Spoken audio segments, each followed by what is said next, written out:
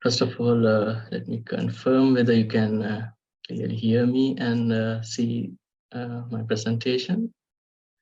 Yes, we can hear you and see the presentation, Dr. Peshala. Right, thank you. Okay. All right. Good morning, everyone. First of all, we are very honored to have Dr. Ranga, the head of the Department of Electronic and Telecommunication Engineering, gracing this occasion. So, welcome everyone to the workshop on Introduction to Robot Operating System, organized by the Electronic Club of University of Moratuwa in collaboration with the Department of Electronic and Telecommunication Engineering. So you already know our panel, but I think it's my duty also to introduce them. We have Kitmin Vikramasinghe joining all the way from Canada. He's a master's student at the University of British Columbia. And next we have Bhanuka Silva joining from Australia. He's a PhD student at the University of Sydney. Then we have Oshada Jayasekara, a machine learning engineer at WSO2. And next, Sakuna Harinda, a PhD student from University of Auckland. I think he's here in SL these days. And we have Deepanishtaveera and Charlutha Rajapaksha, very recently graduated from University of Moratuwa, and they are the founders of the startup company Circuit Breakers. So I have taught and supervised all these students when they were undergraduates at the department. So let me quickly walk you through the workshop overview. We'll be having two sessions, right? A morning session and an afternoon session. So in the morning session, we are hoping to introduce step by step what ROS is all about. So first we'll give you a basic understanding about the different elements of ROS, and then we will show you different applications where you can use robot operating system. We'll show you some of the projects that we have done at the university and some well-known global projects. After that, we are hoping to explain briefly the important robotic aspects such as robot description, robot perception, navigation, manipulation, and how you can connect or use ROS with your custom-made robot in the robot creation session. So please kindly know that this workshop is not about understanding robotics concepts in detail, because I should say that each one of these concepts deserve a separate workshop on its own, right? But instead, what we will be doing today is take these concepts, briefly introduce them, and present ROS as a tool to implement or achieve these functionalities. I hope I think that's clear. And once we understand the ROS fundamentals and how it can be applied in these robotic concepts, in the afternoon session, we would like you to engage and to do it by yourself so that you can gain hands-on experience to reinforce what you learned in the morning session. Right, so that is how the flow of this workshop is going to be. And if you are already familiar with ROS, this might not be the workshop for you, because we will not discuss any advanced concept, but as the title suggests, this is the introduction to robot operating system, assuming that you are a total beginner to that. Right, so without further ado, let me begin the first part of this workshop, the ROS Essential. Right, so when we say robotics, it is considered among the 4 driving world technologies for the future. In fact, they are known as green technologies. Green stands for genetics, robotics, IT, and nanotechnology. Well, this used to be the case until recently, but I now personally feel with this sudden invasion of AI, maybe the I don't know, the IT part is already being replaced in that. Anyway, so whether we like it or not, there is greater possibility that we will be surrounded by robots in our day-to-day lives, maybe 50 years from now. Right? So that means it is absolutely necessary that we pay more attention and give serious commitment to develop robot technology, especially in our country, right? Because we are lagging far behind when compared to other advanced and developed countries. So I think it's our duty to learn robotics and quickly apply in the local industries so that we can improve them. Consider robotics, it is multidisciplinary. It's not a single domain. So we need to know mathematics and physics to begin with, of course. Thereafter, it needs the input of mechanical engineering to create the mechanical structures and the mechanisms. Then we definitely need the support of electronics and electrical engineering for sensors, actuators, power, batteries, interconnections, and so on. And we then need to program the behavior of the robot with the support of computers. So that knowledge is also important. And controlling the robot will heavily depend on control engineering aspects. So that's also an important part of robotics. And communication aspects will rely on communication engineering studies. And last but not least, we need to know the materials to be used in our robots, right? So the bottom line is that one person single-handedly trying to master all these aspects of robotics and trying to build a very complicated robot is definitely not going to work. Some individual can be an expert in maybe mechanical engineering part, right? While another might be good at the electronics part, and someone is good at coding, right? And so on. And that is exactly the same thinking and ideology behind the robot operating system. That is, we will create certain parts of the robot by ourselves. So maybe we will master some particular aspect of the robot. Let's say the navigation aspect, or maybe the perception aspect. So we will work on that. We will research on that. And for the rest of the aspects of the robot, we can of course borrow them, right, from the work already being done by the researchers and engineers who are experts. So that's basically what we'll be doing with the help of ROS. Now, you must be really curious to know what ROS is. So let's jump in.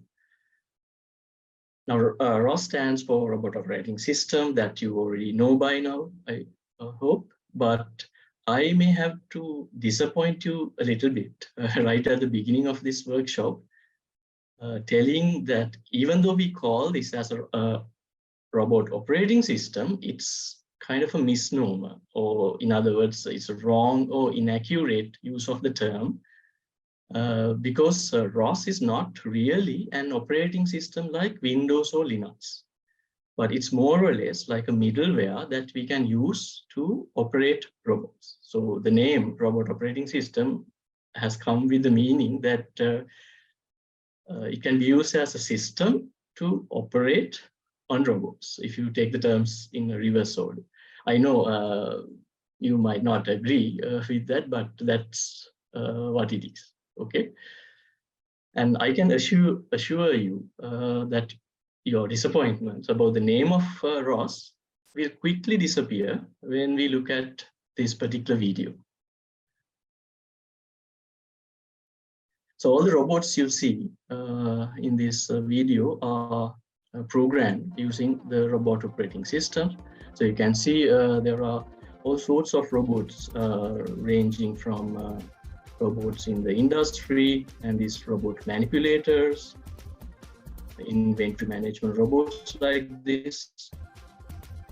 And we have man-machine coexisting robots. Some robots with grippers, robots on conveyor belt, inspection robots, pick-and-place robots, then mimicking robot behavior, trajectory planning. So this is like tactile sensing, pick-and-place. So this is a famous robot called Baxter. So handling delicate objects. And humanoid robots, some self-driving vehicles, some humanoid robots again,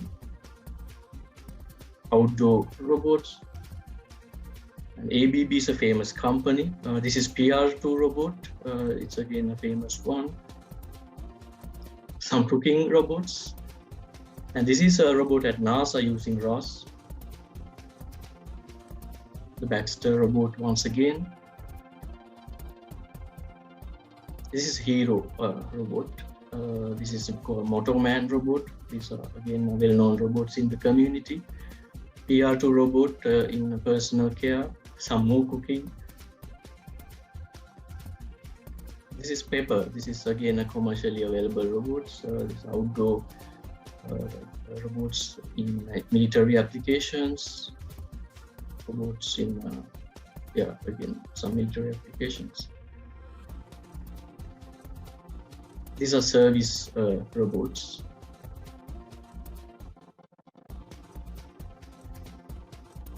Some inventory inspection, obstacle surmounting, indoor navigation.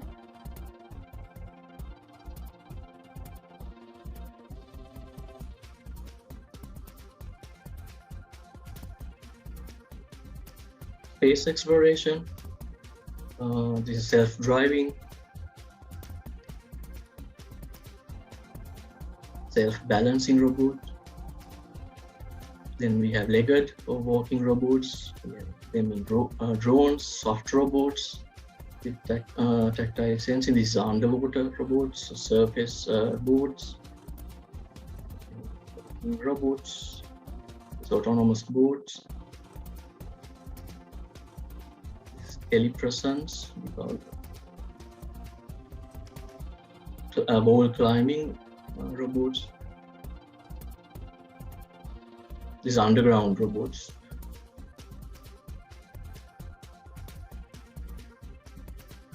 Landmine detection.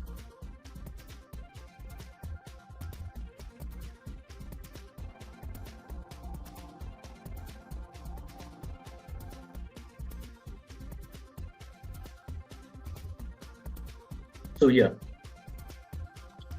now you saw how this is just like a very small set of examples I just showed you in this video. So even by looking at that, you can see how big the ROS community is, and it is growing more than ever. So if you don't learn ROS, at least now, we will be far behind the robotics community, right? So without a doubt, ROS has become the de facto standard for programming robots over the years. It's a very flexible framework to code robotic software, and it greatly simplifies the task of creating a complex robot. And if you dig a little bit deeper, in ROS, you will find many complete robot packages for different types of robots. So for example, let's say if you take the category of aerial robots, then we have complete ROS packages for this Capture drone. Then if you consider the component category, then we have like totally or complete ROS packages for Barrett hand. Then if you look at the ground robot category, we have this famous robot Pioneer 3DX. It was very famous some time back in the research community. So we have the total ROS suite for these sensors, actuators, everything. So that the complete ROS suite is there. And if you look at manipulators, you might have heard of Fanuc. So these are very famous companies in when it comes to robot manipulators. So we have ROS complete packages for ROS. Then if you look at, let's say, marine category, then for boats. So I'm talking about not only just one part of the robot, but all the sensors inside it, all the thrusters, propellers, actuators, the GPS, everything. And then the algorithms, everything is there for this particular robot, right? And then we have ROS support for different types of sensors frequently being used in the robotics community. So there are ROS code for 1D, 2D range sensors, starting from IR sensors, time of flight sensors, laser range finders, and we have many well-known cameras supported by ROS, like single cameras, stereo cameras, depth cameras like RealSense, Microsoft Kinect, and so on. And they support for inertial measurement units. So this is a famous IMU, that is the X-Sense sensor. And even for Arduino supported Razer IMU, if you have used it in many hobby projects, the support is also there for them. And other sensors like force, torque, touch sensors, motion capture system, GPS.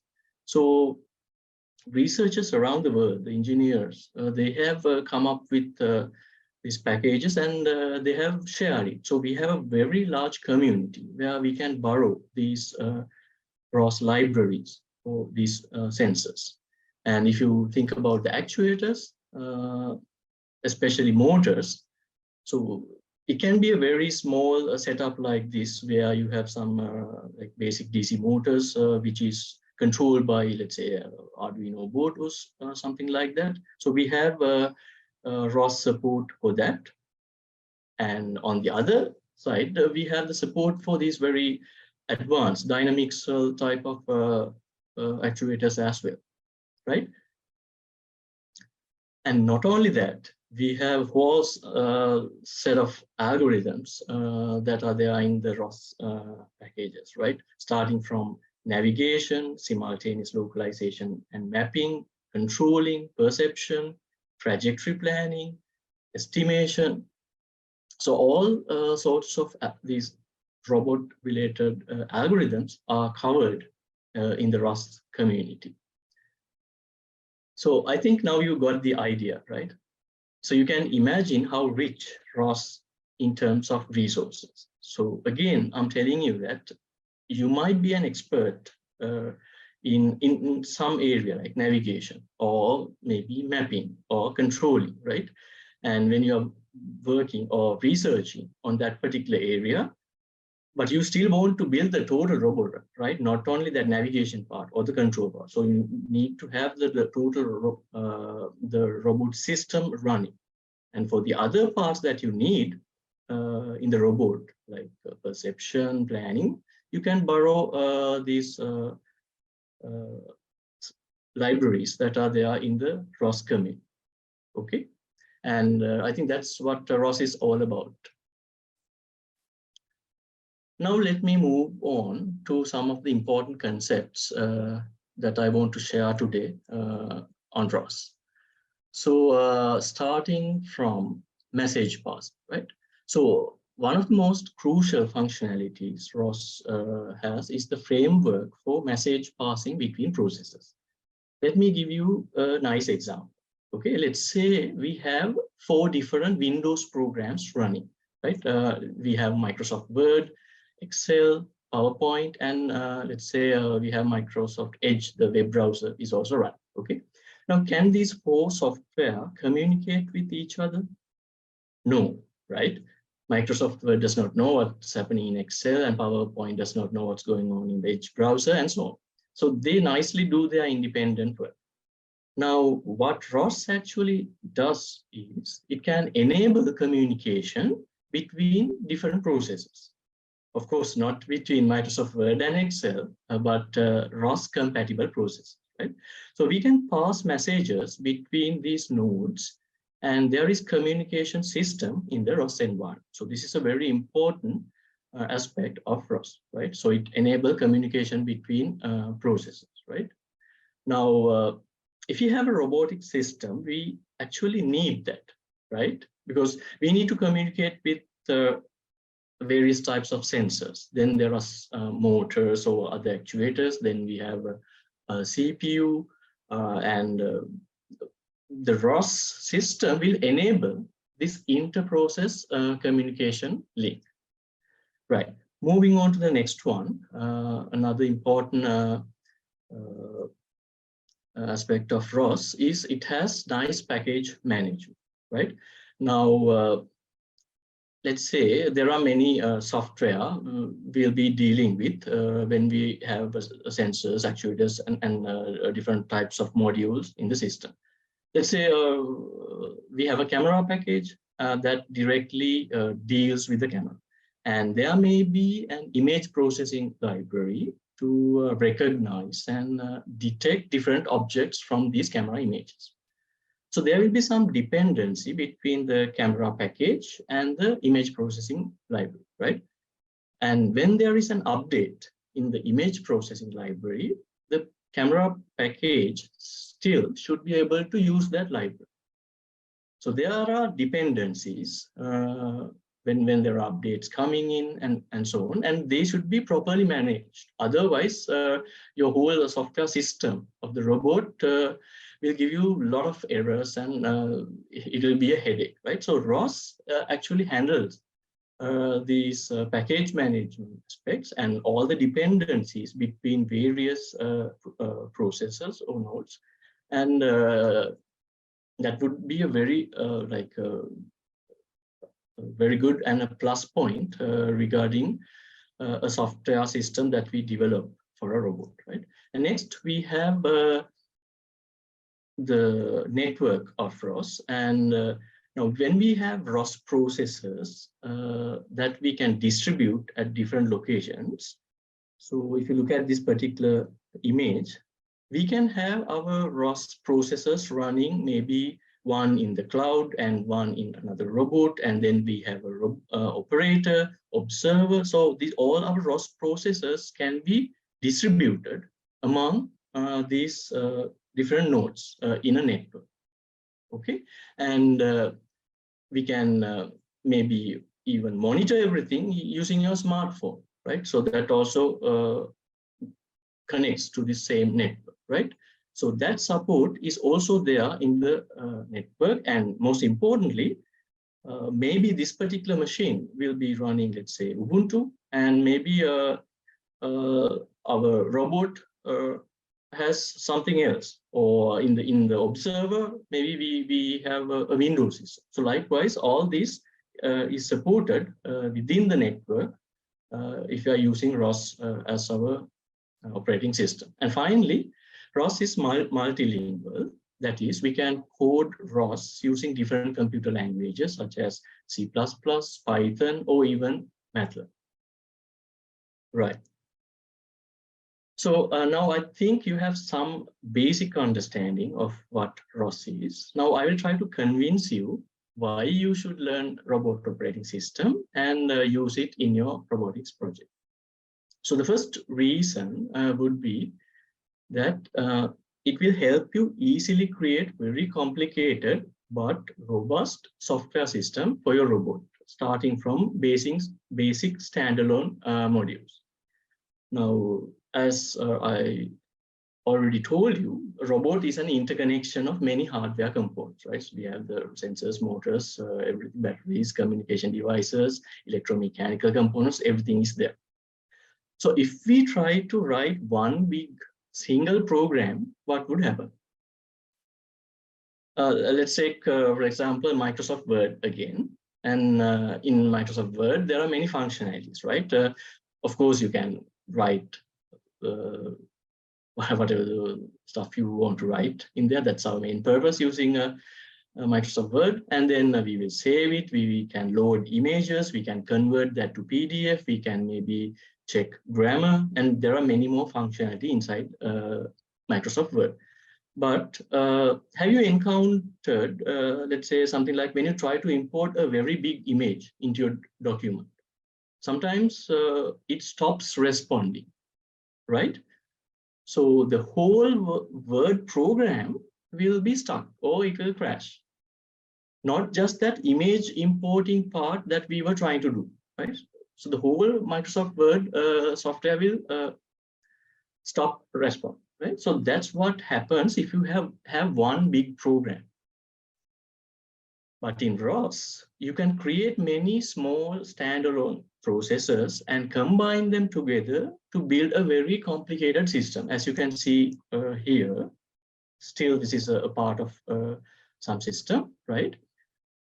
So what happens is, let's say one node or one process crashes for some reason, maybe some ultrasonic sensor or some laser range finder, that particular node crashed, okay? So that does not mean the whole thing have to collapse, right? If just imagine we built a self-driving car and suddenly some sensor stops working. So do we want the whole system to collapse? No, right? So in ROS, we will have this kind of interconnections of processors. And if one program dies, the rest will remain intact and we can gracefully restart the crashed process and come back to normal operation. So even let's say for some reason the laser range finder of the self-driving car stopped responding and we got to know that. And maybe we the rest of the system can maybe safely stop the vehicle, maybe moving a little bit ahead, right? Without maybe giving us like without crashing or facing with an accident, right? So that's one reason why you should use robot operating system. Okay, moving on to the second reason. So ROS gives you many tools to develop software for your robot, and among them is the visualization tool, where you can actually visualize what's happening real time. So let's say we have, again, if you take a self-driving car, maybe you should be able to see what's happening with all the sensors. So we have a visualization tool in ROS which can do that. And then we have data plotting tools. So if, let's say, we have a inertial measurement sensor which has an accelerometer, so we can quickly connect to the accelerometer sensor and plot what the data coming from the sensor, so that if something is wrong, we can very quickly identify it. Okay, so that data plotting kind of tools are there. Then we have simulation environments to simulate our robots and see how it behaves even before we actually make the robot, right? So we can build it in a simulator and see even without getting hands on the real hardware, right? So that's another advantage. And also, we can check the connectivity between the nodes, right? So we have many interconnected processors, right? So let's say we have some SLAM. So don't worry about these names and keywords I'm saying, but just grab the idea. So let's say we have a SLAM mapping node, which connects with, let's say, something called odometry node and maybe a laser node, right? So if some connection is dropped, we can very quickly identify in this kind of graph. So the process connectivity can be also identified. So I will go into detail a little bit later on this. So this is another reason for you to use ROS, okay? Right. The next reason why you should choose ROS is that it has a very big community all around the world. So this community really encourages collaborative robotics software development. So if you go to the ROS website, ros.org, you will see it has very nice documentation called ROS Wiki. Then there are many online tutorials where you can get help with many aspects of ROS. And there is also a domain called ROS Answers, where you can ask any question regarding ROS. And the last time I checked it, it had 1,358 pages of questions, each page like having 20 questions asked by people like you and me. And altogether, there were like 68,000 plus questions, right? right now. So you can also become a member in this community. And once you slowly become an expert, you can start answering these questions. So I used to do that when I was doing my PhD, and now we actually don't have time with the teaching commitments and so on. But you can start doing it because it will help you to reinforce the knowledge on ROS, and you can help someone else also in the community, right? First, you will ask questions to get answers, then you will start answering other people's questions, right? So all in all, ROS, if I summarize what I told you so far, ROS gives you the plumbing you need, such as the process management, inter-process communication, device drivers, etc. And you get the tools to simulate, visualize, user interfacing and data logging. And then ROS give capabilities through algorithms for, let's say, control, planning, perception, mapping, manipulation, and the list goes on. And finally, you have a nice ecosystem for package management, software distribution, and there's good documentation and also tutorials, right?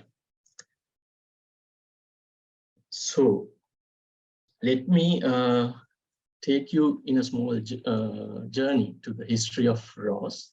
So it all started back in 2007 at Stanford AI lab in USA, where the ROS code origin can be traced back to the software developed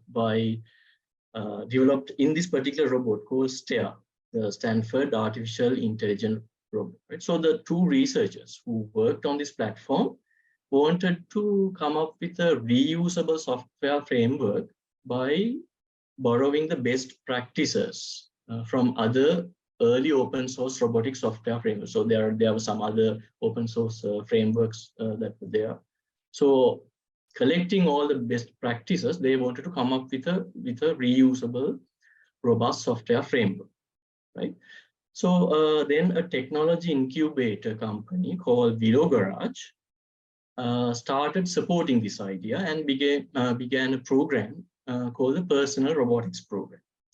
Actually, they produced a robot called the Personal Robot. This is actually the second version of that. So they wanted to promote this robot together with the robot operating system. And they called actually for proposals for this robot, so that they can give away this robot to research institutes or universities. And I can also remember writing a proposal to get one of these robots to our research lab at University of Tokyo when I was doing my master's degree there. So Willow Garage ended up awarding 11 of these PR to different institutes like MIT, Stanford, Berkeley, and Georgia Tech, and University of Tokyo as well. But unfortunately, that to a different research lab, not ours.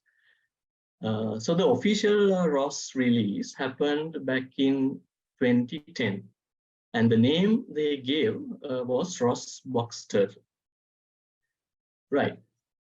So Willow Garage wanted to actually engage in some other projects, not only this robotic project. So they created a foundation for this OSRF, Open Source Robotic Foundation.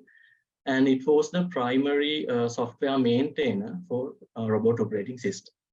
And from OSRF, they actually released a new ROS version every year with many updates and new functionality with the support of worldwide research.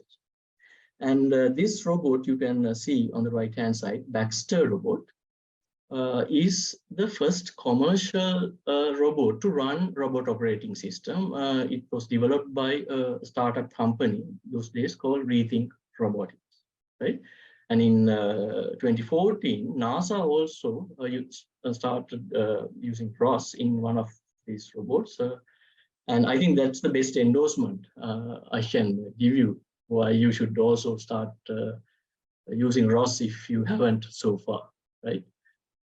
And very recently, there is some news that is like last month, there was a big news. A company called Intrinsic acquired Open Robotics, this foundation.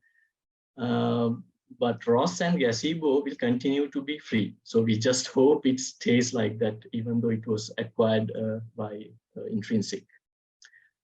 Right, so here you can see the evolution of ROS, starting from Box Turtle in 2010 to ROS Noetic in 2020. A fun fact is that how these first letters change in these releases. So you can see B, C, D, E, F, the names change like that. And the second one is actually a name for a turtle, right? So that is as a tribute to the educational robots designed in late 1940s. So it's basically like a mechanical robot with a programming mechanism called logo. And these 9 dots you see here in the ROS logo are the cells of the turtle shell, okay? And these names, I told you like turtle names. So Emis is like a European turtle, Medusa is like African turtle, and in Japanese you call the turtle Kame. So that is also there, right? And one more thing is that maybe if you have noticed this part, it says Noetic is the last ROS release. What's that supposed to mean? So is ROS going to end? Well, ROS 1 is officially going to end in 2025. And they have started the second major release called ROS 2, which is going very strong now. So we are basically in a transition period at the moment. So those, let's say, companies who have been using ROS and they have very large repositories. So it will take some time to actually do this change, the shift.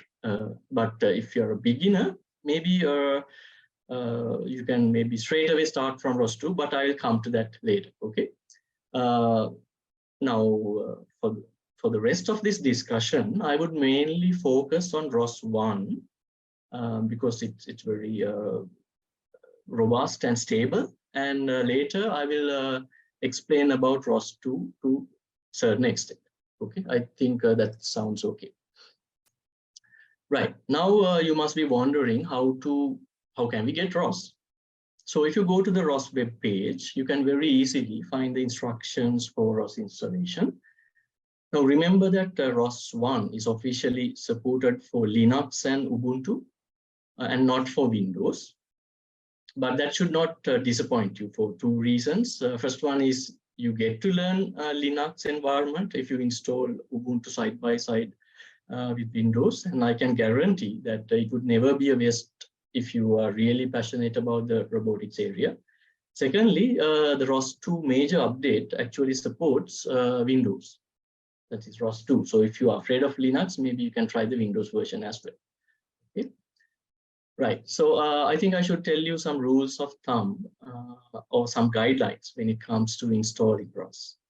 You might know that Ubuntu releases a new version every 6 months, and there are 2 types of releases. We have a LTS, or the long-term support, that is released every 2 years and supported for 5 years. And we have the normal release, right? So when you install Ubuntu, I think it's better you choose the LTS version. Let's say Ubuntu 20.04. Of course, there is Ubuntu latest one as well, but since we are focusing on ROS 1, let's say we install Ubuntu 20.04.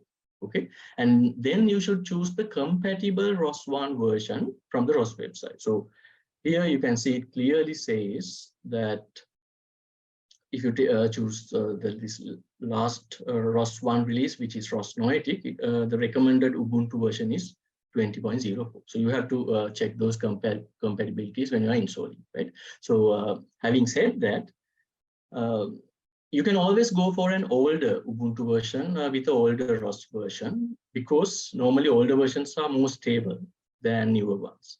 So even at university, at our university, when we do laboratory experiments, we use older versions because we know it's stable and it works without a problem, right? Sometimes if you want to, update everything, we will be spending a lot of time just solving those problems, not the robotics problems. Okay. So next most important thing to remember is that once you install Ubuntu and ROS, don't change it unless it is absolutely necessary. Okay.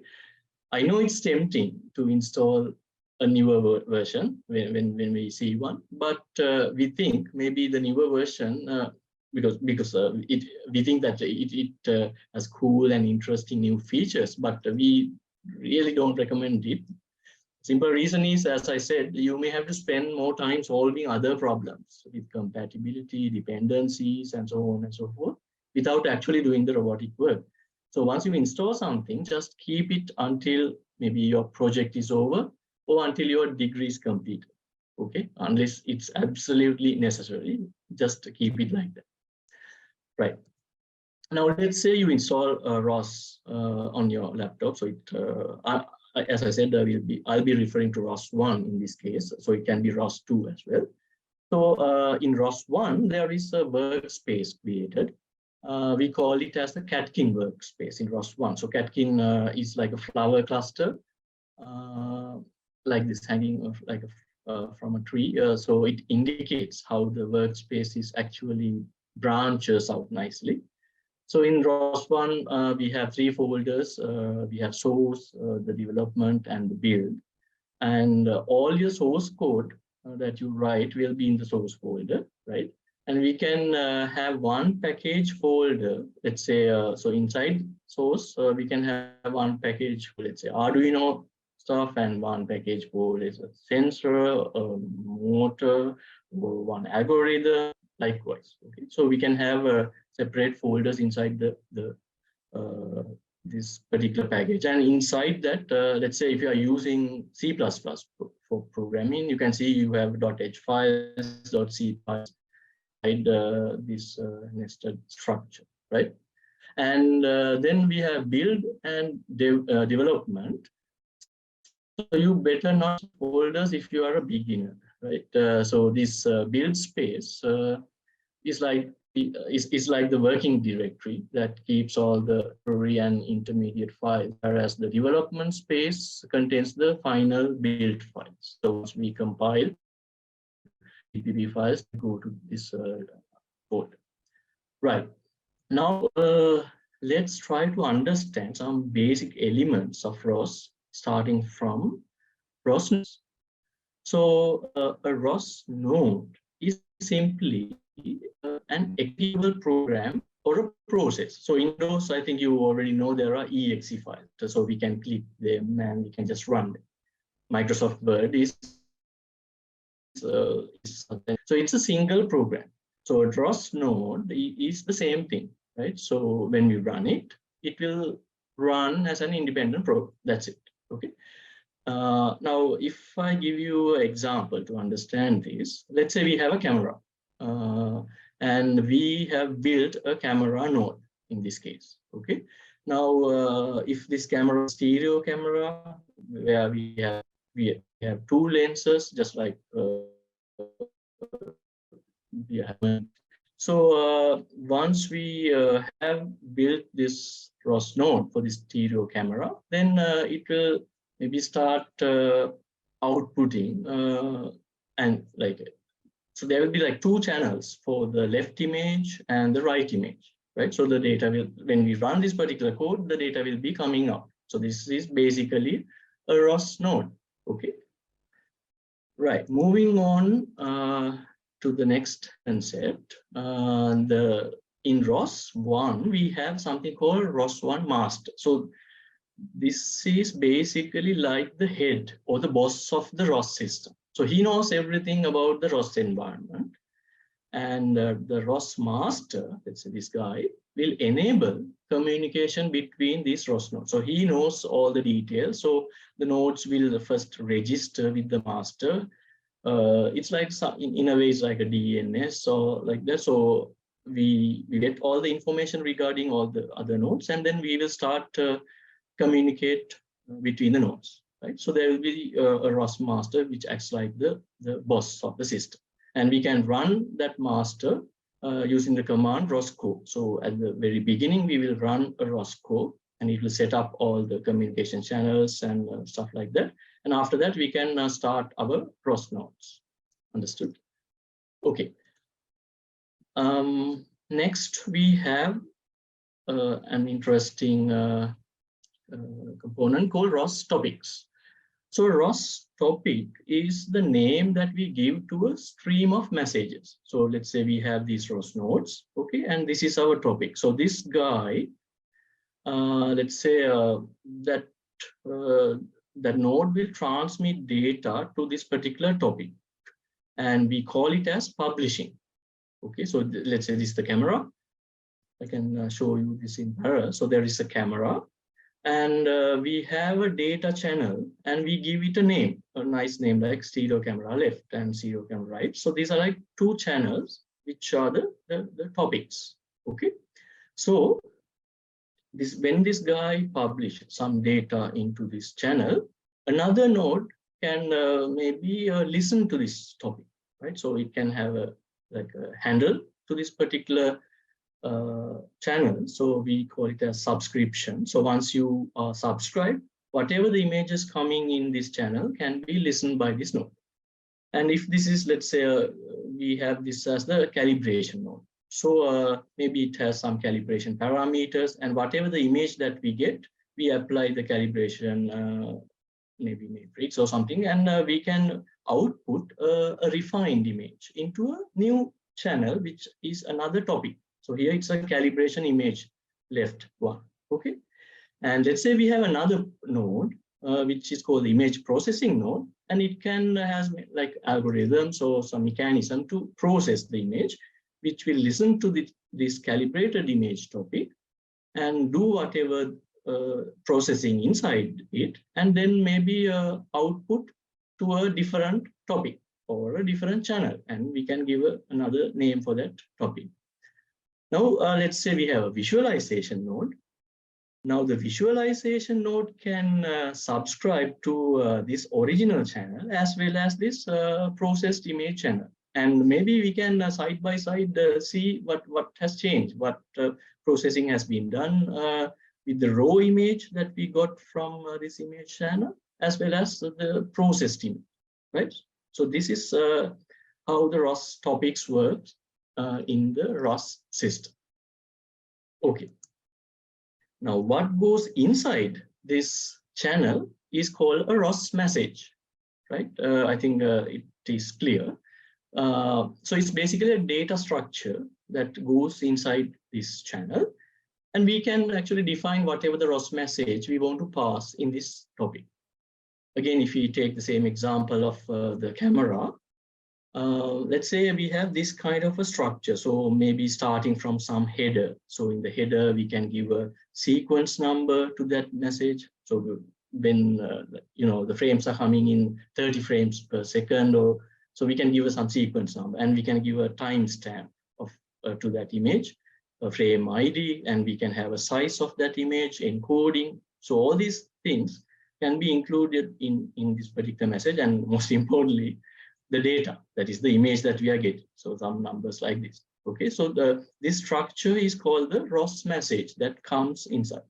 And there are many ROS messages already defined in ROS environment. You can easily borrow them and use it. So there are, let's say, camera, laser, IMU. There are a lot of messages already defined. And you can have your own message as well. You can have your custom message. Maybe we can combine two message types and then create a one message type, and you can use it. Let's say in a project, in a university project, you want to have a, I don't know, like a university student kind of a message, which has the name, ID, birthday, address, GPA, whatever. So we can create your own message type and start sending that in this particular channel. Right? I hope you understood that one. Now, unlike continuous data streams that is coming from a sensor like camera. So in camera, continuously the data is coming in at some frames per second, right? But sometimes we need to pass messages or perform actions only like time to time or just occasionally. again, relating to the camera example, let's say I want to rotate the camera into a certain direction, right? Let's say a west direction. So in that case, we can use this other aspect of ROS, which is called ROS services. So instead of ROS topics, now we have something called ROS services for this intermittent kind of communication. So the service client can request something, and it goes to service server. And once that is completed, it can say, okay, the work is completed. So the camera has been rotated. So you can see your data is not, continuously coming in, but just occasionally. So that for that, we can use this ROS service. Right. I think all these are new concepts if you are totally new to ROS, but I think these are very important things. So moving on to the next concept is called the parameter server. So now we are dealing with, so I have been telling this over and over again, we have sensors, motors, and multiple of these modules. And when we are dealing with them, we need to make use of certain parameters, right? For example, if we are using a controller, maybe you guys have heard the PID controller, right? So there are parameters like KP, KI, and so on. Then if you have a camera, then we can have a parameter to set the frequency at which you get the images. And maybe, let's say, you have to set an IP address or a port.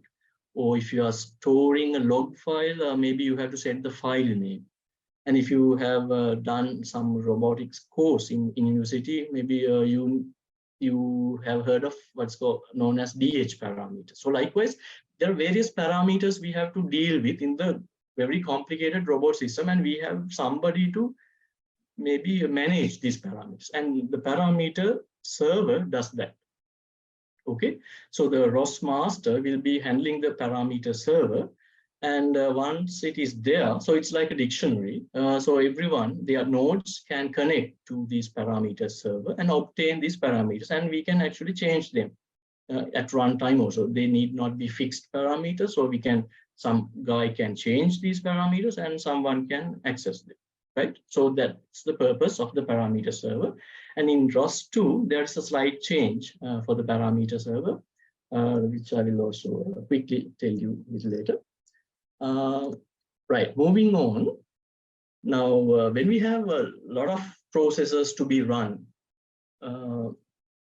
in our robot system, if you are using Ubuntu, maybe you have to type a command. Let's say I want to run the camera node. Then I want to run the IMU node. I want to run the GPS node. Then let's say I have to run the mapping node, the PID controller. Likewise, the list will be very large. There can be like 50 odd processes that you have to run. So what ROS launch does it's like an XML formatted file where you can put all this node information and you can launch this one. So inside this launch file, you can see we have a node called listener. The type is listener type. Then we have another node. It's again a listener type, but with a different name. So it's like we have two cameras of same type, but we give two names and run two instances of these nodes, right, for the two cameras. And there can be something called a talker. And inside that, you can actually set the parameter. So I have to set the first parameter to this way. So at runtime, all these parameters can be set inside the launch file. So you don't really have to understand what's inside this launch file at this particular moment, but just remember there's something called ROS launch that you can make easier the running of all the processes, right? So all the nodes can be put the detail, and just you run this launch and everything will be started. And the system inter-process communication will be established. Right, okay. Now I think it's better if I talk a little bit about the tools that we have in ROS, which I also briefly mentioned a little while ago. So for visualization, what we have is the process called RBIS in ROS, right?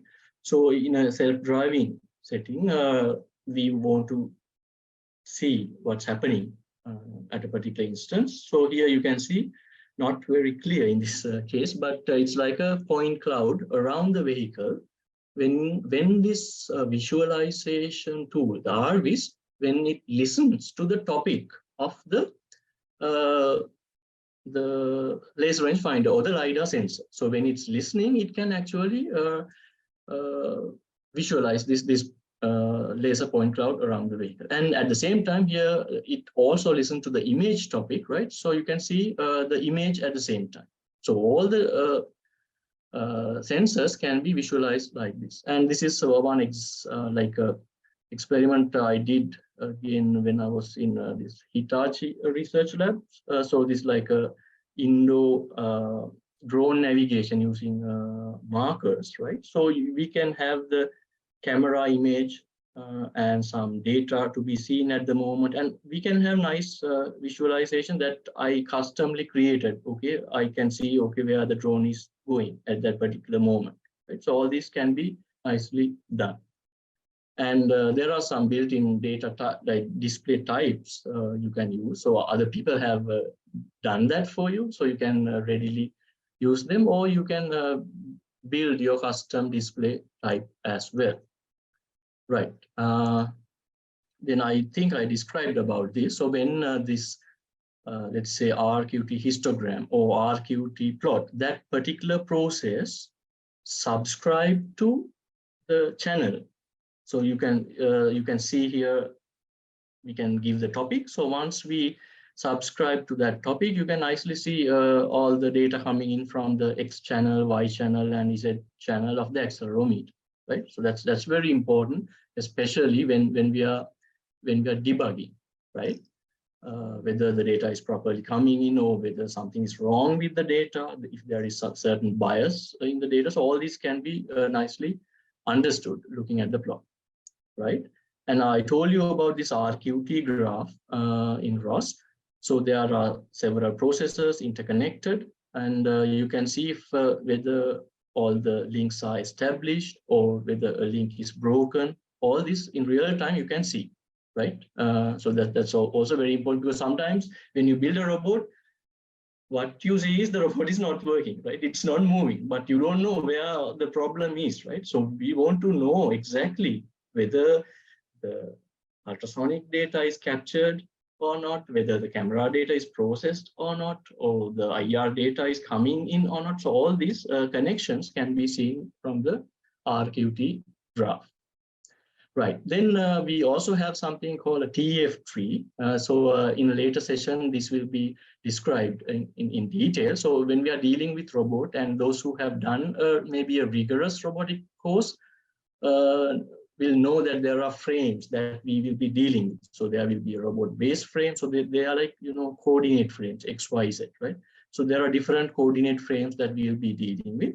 And we want to know the relationship between these, right? So that can be visualized using the TF tree. Again, you can see whether there are any missing links between these. So that means we don't know between the map and the base what is the transformation. So those information can be seen from TF tree. So this later will be discussed in detail in a coming session, right? And I described about this, the simulation tools available, and Gazebo is one simulator that we can use to ROS. So the importance of simulation is that sometimes we want to test our crazy robotic idea before we actually build it, right? Let's say I have this idea of this kind of a robot, right? Going up maybe a staircase, right?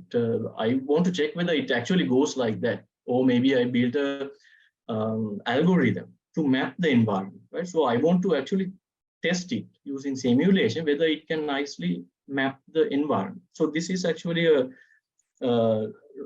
rover that I worked in while I was doing PhD, and we did these experiments in an island called Izuoshima Island in Japan. And you can see there are no buildings or trees because this is like a volcanic activity related space. So we can't often go there because we have to ship all these rovers and we had to go in a ship there, right? So we can't be going here very frequently. So what we can do is we can build a simulator like this and do some experiments and like verify whether our algorithms are working, our locomotion or moving mechanism is working or not. And then maybe with that, maybe we can go do an experiment maybe once in 3 months or something like that. Okay, so that the simulation part is important, and ROS supports simulation through Gazebo simulator, right? Right, okay. And another important thing is maybe you might think if you're working with the simulator, I have to write code for simulation and I have to write code for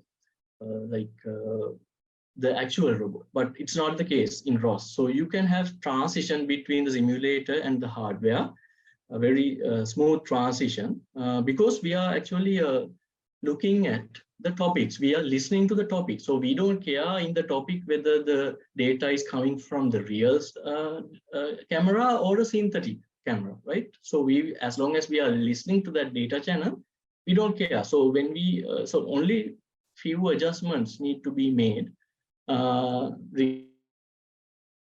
Time operation when it comes to industry, and we need security, certification, and quality of service. So those important aspects were actually missing in the initial release of ROS, that is ROS 1, right?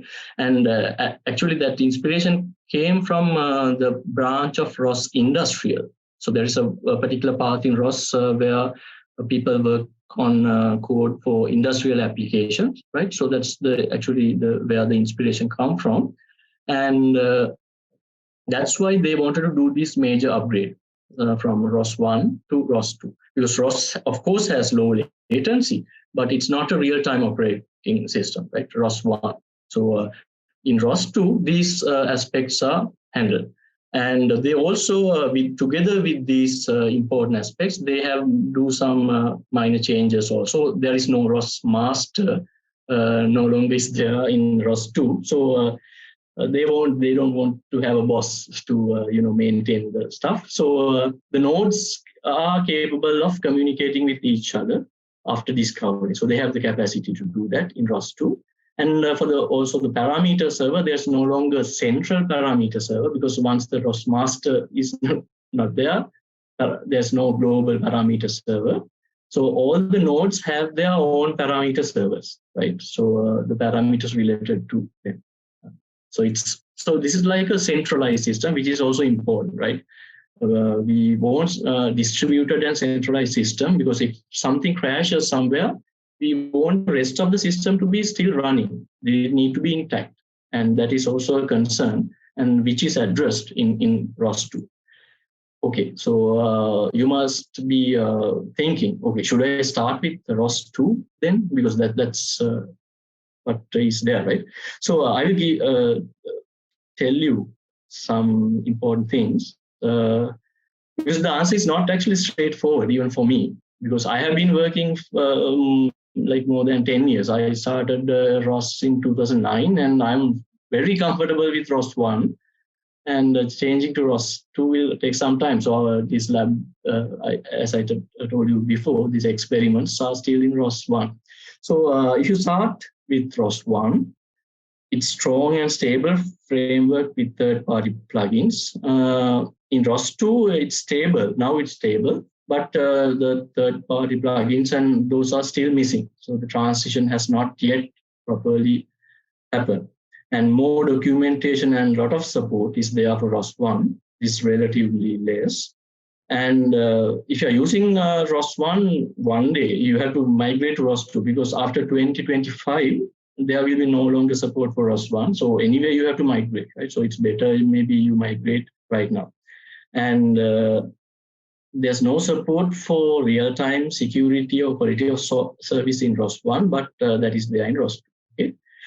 But the general philosophy of ROS, these concepts I told you, the topics, services, everything,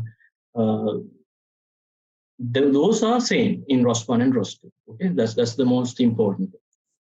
And one more question: can I commercialize the product with ROS? Because this is totally open source, right? Everything can be seen. So let's say you want to build your company, and maybe you have a startup. I want to use ROS because it seems to be very interesting. But can I commercialize?